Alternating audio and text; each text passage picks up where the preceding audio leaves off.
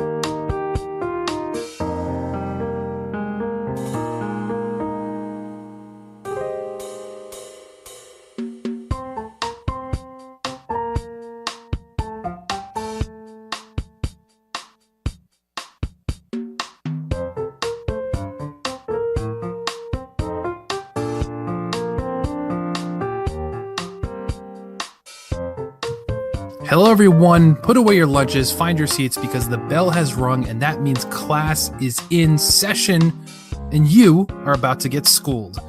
It is I, your host Kevin, and with me as always, my co-host, Ms. Caro. How are you doing? I'm sorry that it's been so long since we've had school because I had to have a house and I had to get a house and we've been moving. So that's why it's so late, but we're here. Class is in session. Yes, that's all that matters. Life gets in the way. It's all good. We're not quite at the OT level as far as inconsistency, but hey, life gets in the way. Nothing you can do about that. But we're sticking to our guns. We're doing the game we announced 2 months ago that we would be doing, so we're staying with that. We're true to our word, and that's all that really matters. But before we dive into what that game is, we do have to mention, as always, there's 3 periods in the school. Number 1, history, where we discuss the making of the game we're about to discuss. Second class is science, the mechanics of the game and how it works. And then, of course, everybody's favorite, the free period, where you might learn some fun facts. And we talk about our personal experiences with the games and where the series stands today, or in some cases, should the series come back for a return. So Caroline picked this game. Yay! But I fully endorse it. So yeah, it's like one of Katamari was definitely something that we both enjoyed. So this was something that we also both enjoy. This is my second favorite Nintendo franchise aside from The Legend of Zelda. So this is the original Animal Crossing game that was done for the GameCube in America. But as you'll find out, this was actually done before the GameCube in Japan. But Animal Crossing, for those of you guys that don't know, is basically a social simulator where you are the only human character, like just a human-ish character, that lives in a village full of animals. There's all sorts of animals. There's cats, there's dogs, there's giraffes, there's hippos, there's kangaroos. I think they added octopi into the most recent one. Yep. There's a few octopi. So yes, they walk on land. I don't know how, but they just do. And then you catch the octopi too. So it's kind of cannibalism. I don't know. That's true. Yeah. But the original Animal Crossing, like I said, came out for the GameCube. It was developed by Nintendo EAD, which is, as you know, pretty much Nintendo's main publishing house, or development house, excuse me. And it was also published by Nintendo, obviously. So, and this game is very, very heavy on music. So they have all these songs for KK Slider, who is the town's sort of like folk musician. He's a white dog. You've probably seen him. He carries around a guitar. He shows up every Saturday night out front of the train station and he plays you a little ditty. And you can take a copy of that music home called an air check and play it on your stereo at home. So they had quite a few folks inside of Nintendo that were working on the music. Kazumi Totaka was the game sound director. Kenta Nagata, Toru Minegishi, and Shinobu Tanaka all composed the music. So that's all of the soundtracks that you hear that change every hour out in the town. There's literally like a different hourly song for each hour that passes out of 24 hours because the game is in real time, as we'll talk about. And all of the KK songs, and there's tons of music in this game. I think there's snow versions of the songs. There's a rainy day thing. Yep. The rainy day song was just one song, unfortunately, in the original one, but it's still very good. Listen, I want to repeat quite often. So yeah, lots of music in this game, but overall it was just developed by Nintendo EAD with a few named guys that were doing the music. And as you stated, the game was originally started on the N64 to take advantage of the real-time clock in the N64 DD. Now, when the N64 DD was delayed and eventually discontinued, the game was moved over to the regular N64. It was released in Japan in April 2001 on the Nintendo 64 as Dobutsu no Mori, or literally Animal Forest. Mm-hmm. And the game was ported to the GameCube for North America. It was given a lot of additional content that Nintendo Treehouse did, but they finally ended up translating and adding all of their content, mostly holidays, to appease Western audiences, because a lot of the holidays that were included in the original game were Eastern, Japanese, things that Westerners probably wouldn't understand. So they threw Thanksgiving, Christmas, stuff like that in there. So that was released in North America on September 15th, 2002. The GameCube version also uses the system's built-in clock, similar to how that was originally planned for the 64 DD's real-time system. So the passing of time affects the game even when you're not playing it.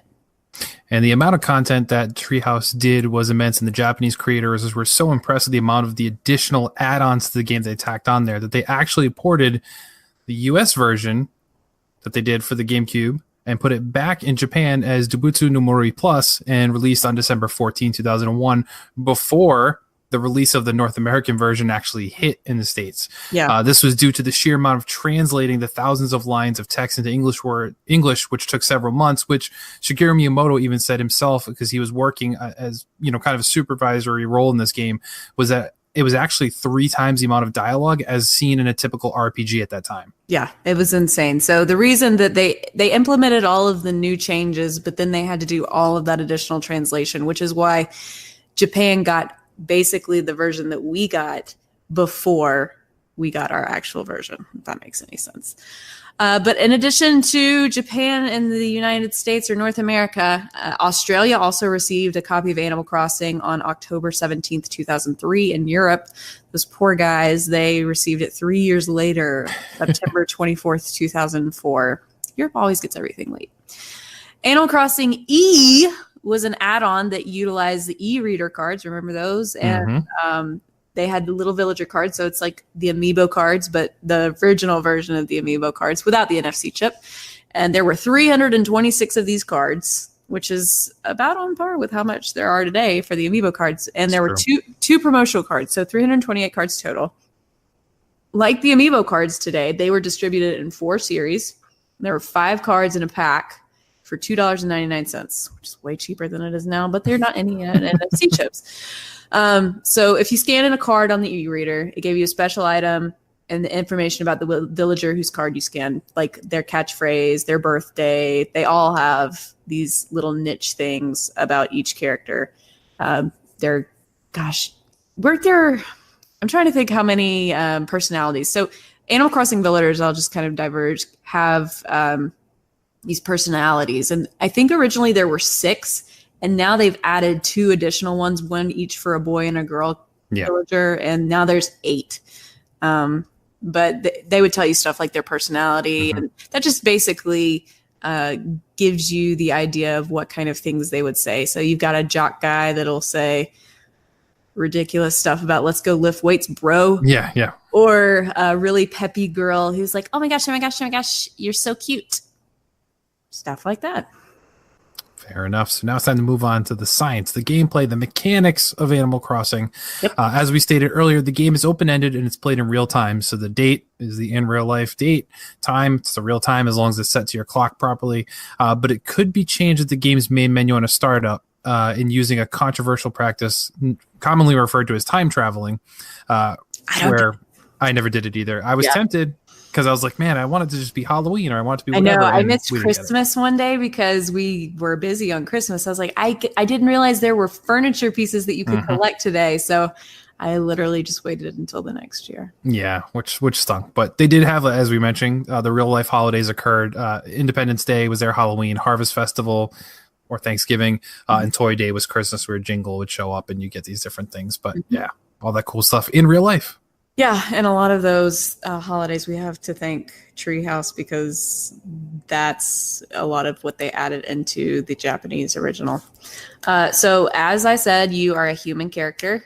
Your appearance or your appearance and your gender, excuse me, is determined by a conversation that you have on the train ride into the town with a little cat. And his name is Rover, and Rover has been the first thing that you meet, first person / animal that you meet on every single iteration of Animal Crossing, if I believe right.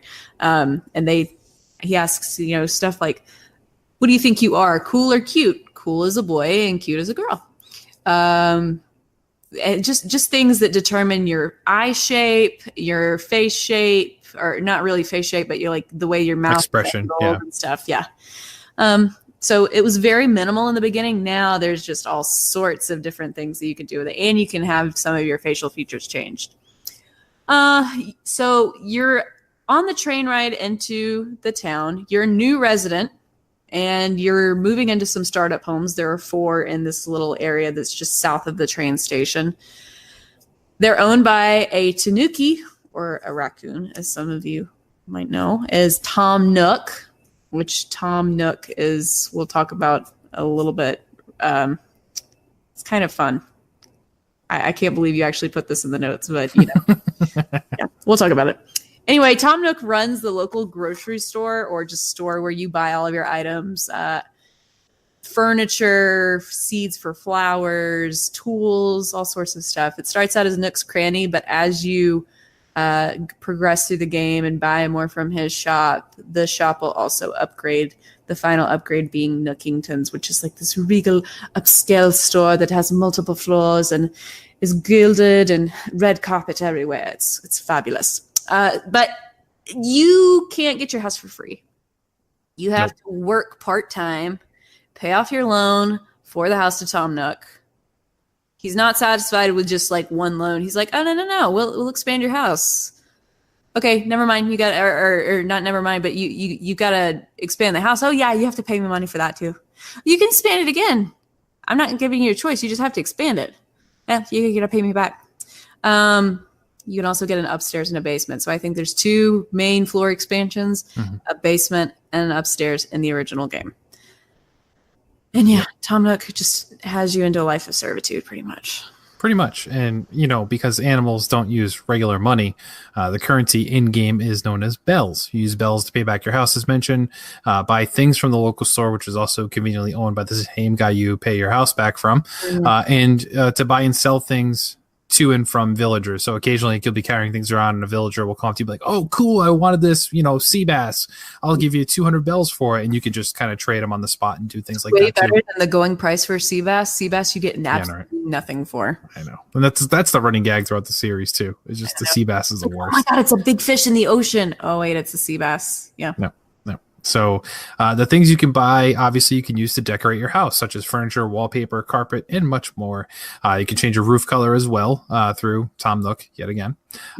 As you mentioned before, you can grab music's air checks from KK Slider on Saturday nights and play it at home on a music player, whether it's like a stereo, a record player. There's different versions. You can buy tape decks to play that music at your leisure. Yeah, Kitty Stereo was my favorite. I love it. Yeah. Yeah, we could go into furniture series all day long. I loved collecting fruit furniture, and the kitty set was one of my favorites too. But there have been more furniture series added throughout the years, but they keep the classics. So we talked about villagers. The villagers are animals. You're the only person. The NPCs do not count as villagers. So the town has 6 villagers to start when you move in. And more villagers will move into the town based on your actions. So if you pick weeds, if you buy and sell things through Tom Nook at the store, if you increase your home space, all of those things contribute to livening up the town and getting more villagers to move in. You can have up to 15 villagers in this game, which was a lot more than I remembered. Yeah, I don't remember having that many either. Now I think the max as of New Leaf was 10. So that's only if you have the campsite too. So that's true. Yeah. Yep. But these villagers, they're adorable little animals. Some of them are adorable. Some of them are jerks. Like if you have I remember cranky villagers used to be a lot meaner than they are currently. Yeah. It's one of the personalities, by the way, but Grizzly was one of my original folks. I just remember as a 12-year-old being like, this guy's a jerk. I'm not even going to talk to him. Maybe he'll move away. But you can interact with these villagers by running errands for them. They'll ask you like, hey, I accidentally left such and such at so-and-so's house, or so-and-so left this at my house. Can you go run this over to them? And you do that and you get rewards in exchange. Like they'll give you a shirt or they'll give you some bells, something like that. Or you can get the dreaded stationery. Visit their homes. So they all have their own little decorated homes. It's quite cute. You can write letters to them via that dreaded stationery that nobody does. You can trade items with them. So, some of them will be like, hey, I see you have such and such in your inventory, and they'll want to trade an item for it or pay for it. And one of the things that I don't remember medicine being an issue or like a thing in the more recent games. I remember it in the original and I remember it in Wild World. But the villagers can get sick. So they walk around and they kind of have like these doom and gloom things around their heads and they're sick. They don't feel good. And you go get them. Oh, you know what? They're only in their house. So if you come upon them in their house and they're sick, you can run to the store, go buy medicine for them and bring it to them and they take it. And I think in the original game, you gave it to them once and they're completely cured. This one, in the newer iterations, it's a multiple day thing. So there might be 2 or 3 days that a character is sick. Because, who gets over a cold in a day? I wish, right? But you don't only interact with the villagers will interact with each other and you can actually walk in on some interesting conversations. And sometimes you don't even walk in on the conversation and a couple of minutes later, one of them will walk away like singing a song, happy, happy, happy. And the other one is just puffing smoke out their ear. Angry. Yeah. So mad. So one of the things you mentioned too that I didn't throw in the notes, but I'll bring this up too. You talk about villagers being jerks. So Rossetti, we didn't mention him in the notes here, but so if you ever reset your game without saving it, this mole would then pop up next time you played the game and came out of your house and scream at you a lot for not saving. It'd be like a seriously long, many button pressing to get through his conversation dialogue telling you need to reset. And if you did it more and more, he would get longer and longer every time. In Europe, though, because of feedback from the US and Japanese versions, they found that Rossetti, because of the way he talked, the way he acted, would sometimes make small children cry. That there was a warning in the European version in the manual warning parents that while he's intended to be funny and humorous, he does sometimes cause trauma to young children. So they actually put a warning on Mr. Rossetti because of that. Rossetti is the bomb. He's a lot less winded. And they toned it down, Yeah, but can you imagine like the majority of the stuff that Treehouse had to translate is like, oh God, 50% Rossetti conversation. It's true. That's true. They probably hated him more than anybody. Yeah, I agreed. So we've talked about, what Animal Crossing is, things you can do, but we didn't really say like the base of it. So it's a social simulator type game. So your main days are lived throughout planting flowers. You can pick fruit from trees to either sell or plant more trees and get like little orchards. You can kind of rake in some bells that way. Mm-hmm. You can catch bugs, of course, fish, dig holes and dig up fossils, which you can then donate to the museum or have them just tell you what it is and sell it for a lot of money. Mm-hmm. Chop down trees if you want to thin the herd. My wife would do that a ton. Basically, when she would play, she would chop down any tree that didn't bear fruit. What? She didn't care. She was just like, nope, if it doesn't have fruit, there's no point to this tree. So she would chop down every tree that was not a fruit tree. Oh, nice. Yeah.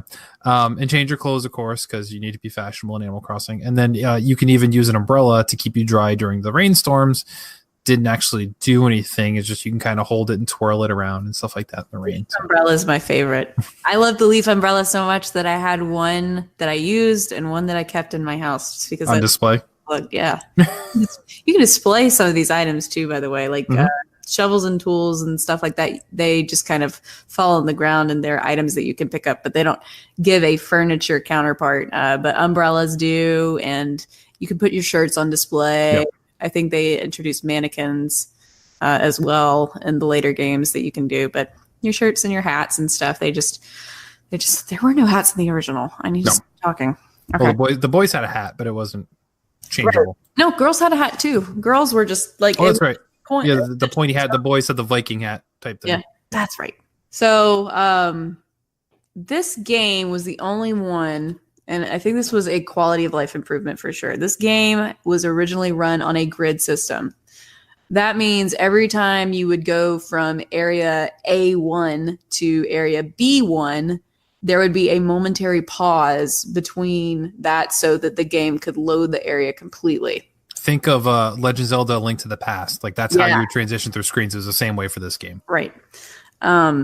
Since the original game, as of Wild World, which was the second iteration on the Nintendo DS, it's been a rolling world. So just imagine the entire world's kind of like a scrolling sphere, and you can just go up and down the whole thing without any loading or pauses or anything like that. I kind of liked the grid system because I can't remember. There were just some things that I always knew where they were based on how many times I had to go over and down and stuff. Totally. So if you don't know your town by heart in a rolling, scrolling world, it's definitely helpful to be like, hey, the fountain's over at C3 or something like that. That's true. It makes sense. Mm-hmm. So now we're going to transition over to the free period. We're going to get to the kind of the fun facts, the little known things. So first one, Animal Crossing was so popular upon its release that it became a player's choice title about a year after its North American release. So think of that now, where we've had the Switch now. We're going on year 3. Mm-hmm. We have no player's choice games at all. Yeah. Breath of the Wild still goes for $60, and it's all these things are going on. And this game hit it so quick. We're in a world now where we see price drops as typically an indicator that the game bombed. This game actually did the inverse, but I think Nintendo just wanted to get it in so many people's hands that they introduced it in a Series 1 player's choice title on the Nintendo GameCube. Yeah. For those of you people, like, Player's Choice was the predecessor to the current Nintendo Selects. Yeah. So for GameCube, if it had that little yellow bar at the top and the spine was yellow, you knew you had a Player's Choice copy. I know that I deal with this all the time because I try and find the non-Player's Choice ones because I want the original print of the game when I'm collecting. Nerd. Okay. Let's talk about tools, because the tools are really cool and they have different counterparts that you can get, and it's not exactly well-known knowledge. Luckily, when this game came out, the internet was kind of already up and coming, and people had online walkthroughs and message boards talking about how you got to do certain things. So for these tools, you can have golden tools, and these golden tools are pretty much just for show, but I think the golden shovel does have an added bonus to it. So golden shovel, to get a golden shovel, you bury a regular shovel. So you're going to have 2 shovels. You're going to have to get a shovel to bury it. And then you're going to have to throw a shovel into the hole. They had these shining spots in the original game, which you would know it when you see it. You come up on it and there's like this ring of light that happens randomly once a day. And you dig it and you bury the shovel in there. Cool. A tree with a gold shovel will grow in the spot that it was buried. That gives you a chance of digging up 100 bells randomly. So if you're just wandering around digging holes, you have any random chance to dig up 100 bells with your golden shovel. To get a golden fishing rod, you already have to catch all the fish in the game, and then you have to talk to the mayor, who is Tortimer. You're not the mayor in this game. Same with bugs. To get a golden bug net, you have to collect all the bugs and then talk to Tortimer. To get a golden axe to chop down trees, you have to have a perfect town for 14 days straight, and then you have to speak to Farley at the wishing well. This was a very difficult thing to do. You had to have a certain amount of trees and a certain amount of flowers per acre or per grid in the grid thing, because they were called acres. And I remember being so frustrated because they would give you a hint. They're like, there should be such and such more or such and such less, or there's too much trash, blah, blah, blah, And it was very frustrating. Whereas now it's kind of easy to get a beautiful town in the game. So the golden axe was quite the feat if you actually managed to get that one, because keeping it perfect for 14 days you're doing pretty good. Also, going back to the shining spot, if you bury money in the shining spot with the shovel, it will grow into a money tree, and it produces bells one time, but the leaves on the tree stay gold forever. So that's pretty cool. Like instead of shaking the tree to get down fruit, you get down 3 bags of bells. And I think it's probably about 10,000 bells. Yeah. Something like that. Yeah. And so the catching all the fish and all the bugs isn't as easy as it sounds too, for those of you not familiar with the game, because just like in real life, only certain fish and certain bugs are around certain times of year and in certain locations, such as, you know, the beach or, you know, the ocean versus a lake. Yeah. So it's not anywhere as simple as just catching all the bugs. You could play the game for years and maybe not be able to pull that off unless you're observant of what you're doing. But salmon are only available in September, and it sucks. Yep, totally. Other fun things, you can participate in morning exercises, similar to those telecasts they run in Japan each morning at the fountains. You can do your little jumping jacks and your stretches. But one of the highlights, and I think this was the reason it was a big success, especially in the US, this is the days before Virtual Console and NES Classics, but you could play full versions of NES titles by getting NES consoles in the game. The full titles you could play included Balloon Fight, Baseball, Clue Land, Clue Land D, Donkey Kong Jr., Donkey Kong Jr. Math, lots of Donkey Kong 3, Excite Bike, Golf, Pinball, and Punch-Out, Soccer, Tennis, and Wario's Woods. Now, there were 4 other ones that were hidden in the game's code right off the bat, and people were wondering how to get them. They were Mario Brothers, Super Mario Brothers, Ice Climbers, and The Legend of Zelda. Now, they eventually released more of those e-reader cards that you could do to swipe the cards through, and that would allow you to unlock Mario Brothers and Ice Climber. But Super Mario Brothers and The Legend of Zelda remained unaccessible unless you use some sort of cheating device in the game.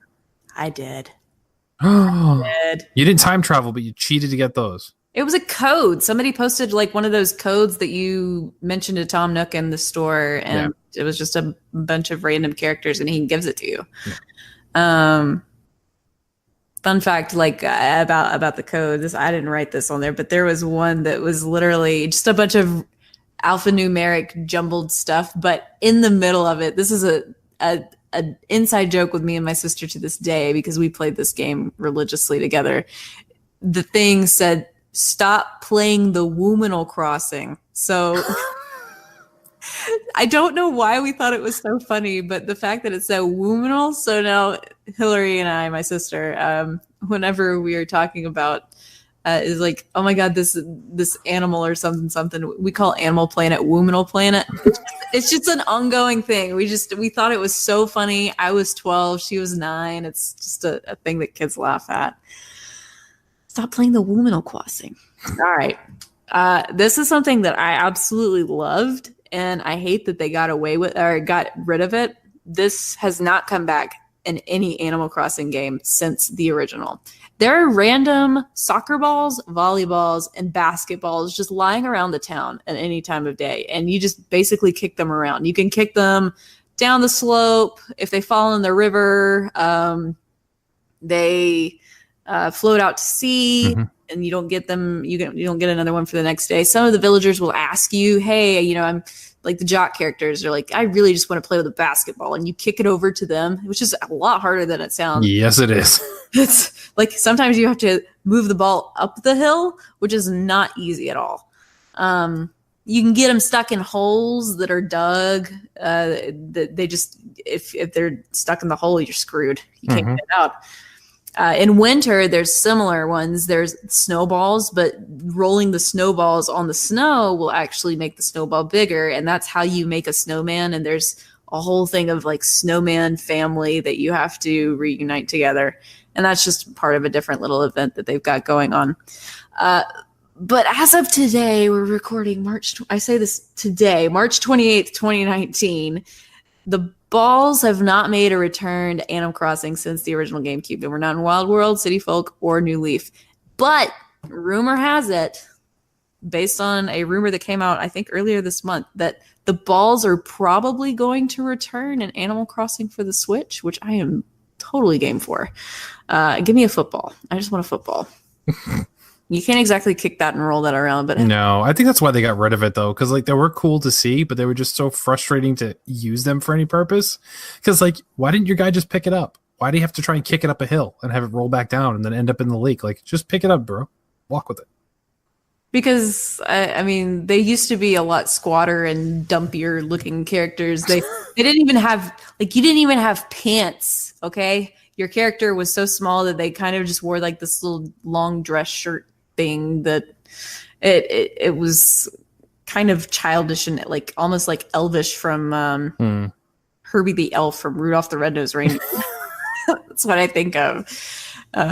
Yeah, those cute little guys. They probably couldn't reach over and I mean, they can barely do the exercises. They're little. That's true. That's true. They should have exercised more. Then they could have picked up the ball. I'm a Zelda fan.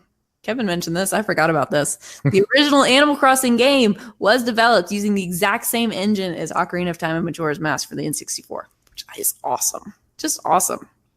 And going on about some other NPCs, we talked about Tom Nook. Gracie is a giraffe. Sahara is a camel. Gracie will come into town and you have to wax her car or shine her car up and make it pretty. And she's a designer, so she'll give you really nice designer clothes if you do it in a proper amount of time. It's basically a button mash. You have to clean it as fast as you can, and if it's shiny enough, she was like, yeah, you can have this piece of clothing. Sahara sells carpet. I was thinking, I got confused for a window a second. Sahara is a camel that sells carpets, like from an Arabian land. They are reoccurring characters throughout the series. They are very obviously female in the United States version, North American version. But in Japan, Gracie and Sahara are very much male. And they are, they look the same. But the fact of the matter is they were changed because they were so feminine and they didn't want to confuse children. Very similar to how Birdo was changed into a girl, from Super Mario Bros. 2 to avoid any sort of issues and court battles and all that fun stuff. Bunch of snowflakes. Yeah, I know, right? So other characters that were changed in the US version. So we talked about all the work Treehouse did to make it more culturally relevant in the States. Didn't stop at the holidays. It also included changes to some of the villagers. So such as Jeremiah the Bullfrog, which you might know from the song, Jeremiah was a bullfrog, Pierce, who says his catchphrase is Hawkeye, which was inspired by the MASH character Hawkeye Pierce. Yeah, he was one of my originals. Caesar the Ape, Planet of the Apes. The head ape was Caesar. Kevin the Pig is thought to be named after Kevin Bacon. And Gulliver the seagull makes references to his journeys, such as like Gulliver's travels, and references other video games in his amazing travels, such as Earthbound, Majora's Mask, Paper Mario, so on and so forth. I think what they should have done is they should have thrown Gulliver into random games as like a cameo after that. Oh, that would have been cool. Yeah, just throw Gulliver in there to show he's like actually going to these other games. That's an awesome idea. Write that in. Copyright PSVG. So gyroids are a character, not really a character, an item. Well, technically it is a character because it's outside your house. But Lloyd's the only one that's yeah. Okay. But they're these weird little statue things. In Japan, they're also known as hanawas, which are funeral statues. They're often buried with people as they pass. But yet in Animal Crossing, you can dig these up and you can collect them in your house and they make all sorts of weird noises. But that brings a whole new level of disturbia to when you think about this. You're just digging things up for treasures and you find these funeral statues. So you were digging people's desecrating graves. Animal Crossing. Yep. So we talked about Tom Nook, and he's a tanuki. But in the U.S., he's referred to as a raccoon. They don't refer to him as a tanuki in the U.S. Right. In Japan, the tanuki is seen as a symbol of wealth and prosperity, which makes perfect sense for Tom Nook to be the guy who sells you your house and runs a shop. He's all about the money. It's fine. But the other weird thing is in Japan, they're often depicted in art as having giant scrotums. Yeah. Like in a wheelbarrow in front of them. Oh, yeah. Yeah. Yeah, that's the thing that I was like, I can't believe Kevin wrote that in there. But I mean, I guess if you want to know all the facts, I mean, children, don't ask your parents. No, and luckily they didn't have it depicted that way in the Japanese version of Animal Crossing. So it's not like Tom Nook got fixed for not the like US Treehouse- version. Yeah, Treehouse had to make a new model and everything. Yeah, he didn't get neutered for Animal Crossing, you know. And Captain is the other one who typically will take you on a ship and take you to the island in the original one.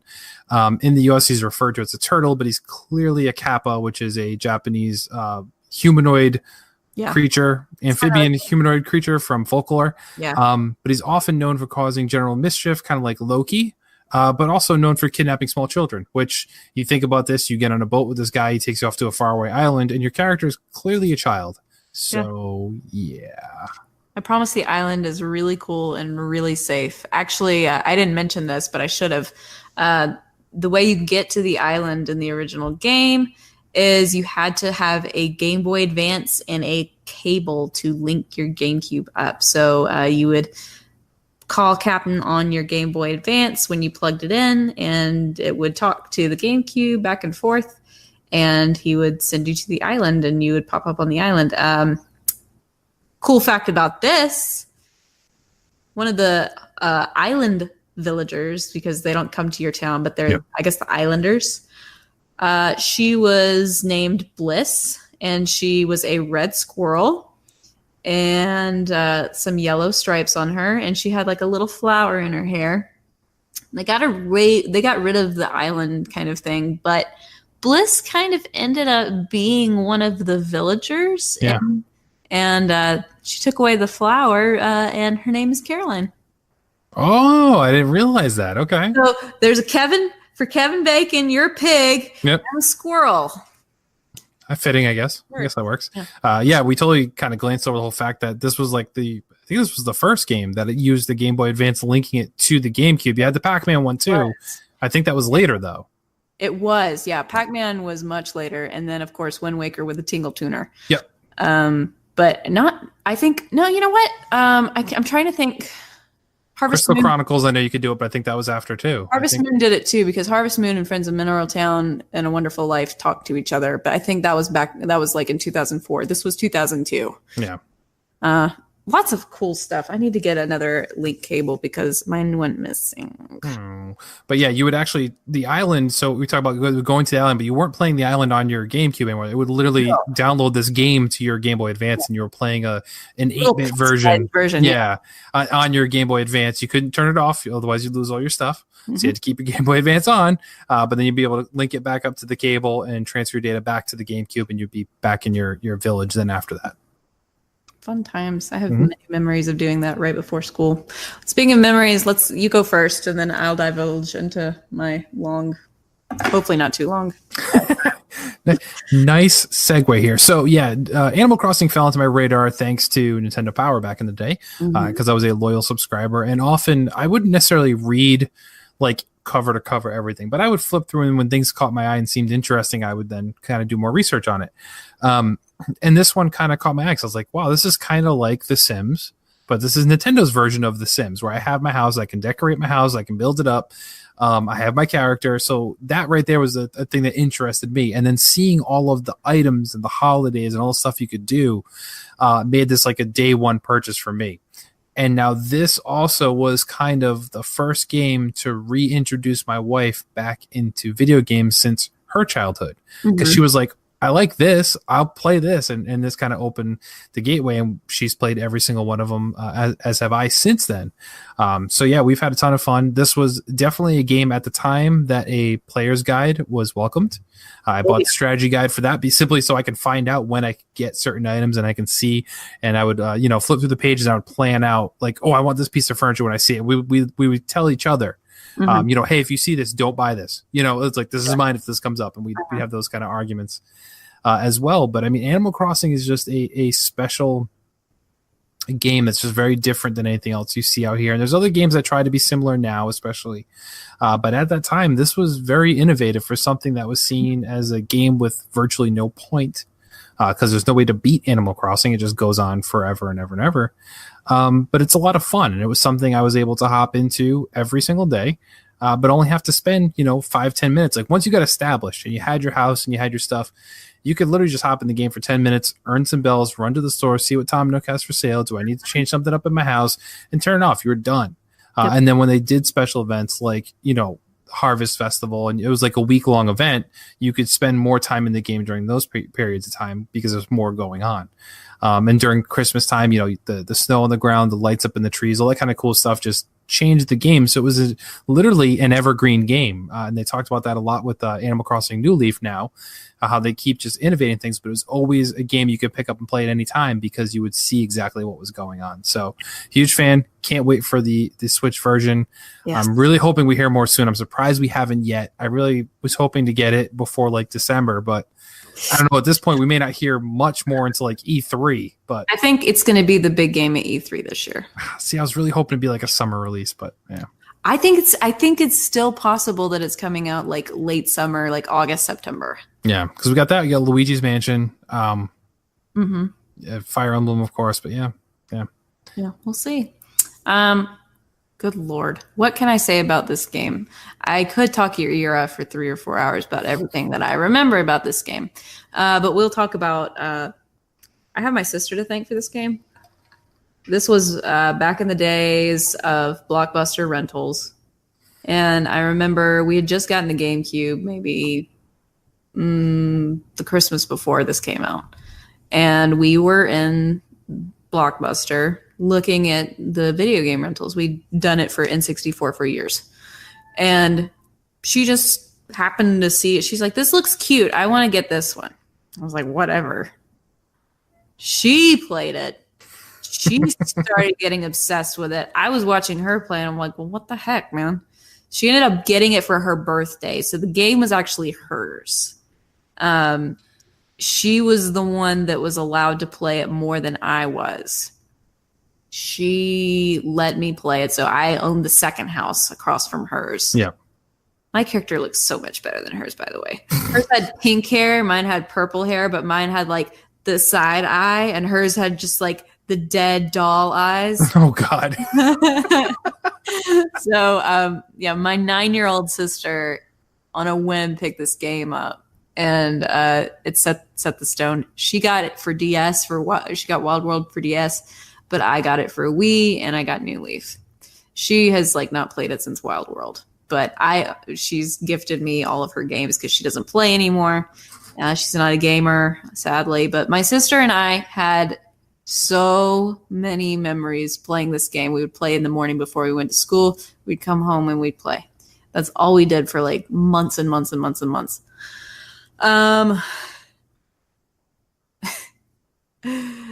There was a time where we were terrified of the game because one day she shakes a tree and these bees come out and she doesn't realize what she's just like, whatever. And the character turns around and their face is swollen up. But she's like, oh my God, there's holes in their eyes. There's holes in their eyes. So we just kind of had this, I don't know. It was just that kids looking at graphics and we were freaked out by it. It was just so I would try and freak her out sometimes, and I'd just be like, holes in your eyes, holes in your eyes. And she would just be like, oh no, I don't want to think about it. So every time we would shake trees for bells, we would make sure that we would shake it and then run. Run. We didn't know. I didn't know until much later that you had to actually catch the bees in order to catch the bee for. It's still hard though, too. Yeah. Oh, it's so hard. You have to time it just right. So you will get stung. You can medicine yourself from the shop to get medicine, but there's only one medicine a day in the first game. So you're kind of screwed if you do it again. And the villagers mock you if you're stung and you go talk to them. Like, what happened to you? I didn't recognize you, or whatever the case is, too. It's making you want to go buy that medicine. But if I called my sister up right now, I said, holes in your eyes, she'd be like, no! Holes in your eyes, womanal. Womanal? The womanal thing I already mentioned. There's this original game had patches of like brush and bushes on the ground. Do you remember that? Yep. Like, that was such a nice aesthetic that I'm surprised that it didn't make a comeback. Yeah. But I just kind of liked seeing like the little patches of bushes. I feel like it filled out the environment more. It made it seem more like a forest as opposed to trees and a grassland or something. I collected everything in this game. So shocker. Yeah, to the point that like I wanted to have all of the holiday furniture from every single holiday, but I ran out of room. So I didn't want to just leave it around for any random person to possibly pick up, which they wouldn't do. So I literally just buried all of the stuff outside my house. I just buried it and I switched it out whenever I felt like I wanted to change it up on the inside. And my sister and I, being the absolute dorks that we had, we went through a weird time where we thought fabric had feelings. So wait, hold on. You mean like emotions, or you could touch and feel the difference? No, like emotions, like soft things, like blankets and clothes and stuff. Like they were cute and they had feelings. And so one day she's walking by and there's in the original game, there's a dump, which is basically just an acre at the top of the land that had villagers, like there'd just be random things that would show up, like stationery, furniture, clothes, stuff like that. And she saw a shirt in the dump and she's like, Caroline, and I'm like, oh no. So she goes and she makes this, like, she goes to the Able sisters and she pulls out the thing where to like you write on it, you make your own design. Yeah. But she just wrote on it and it was like her campaign. It said, save the shirts.